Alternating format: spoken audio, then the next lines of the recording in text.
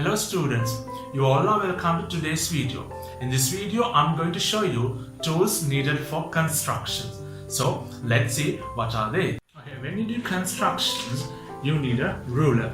Okay, ruler, one side is marked in centimeter and millimeter and other side is marked in inches. When we do construction, we need centimeter and millimeter side. And next one is protractor. We use protractor to draw the angles and to measure the angles, and we do not use the protractor to construct the angles. And pencil, of course you must have a sharp pencil because your straight line must be neat and clear. Next one is set square. Okay, set square we use to draw the parallel lines.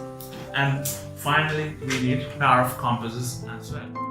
Remember, we must use a small pencil like this in your compasses. Otherwise, if you use longer pencil in your compasses like this, it's a little bit difficult to draw the arcs and circles, because when you're going to rotate your compasses, your hand might be touches with the pencil. Therefore, if you can use a small pencil like this, it would be easy to draw the arcs and circles.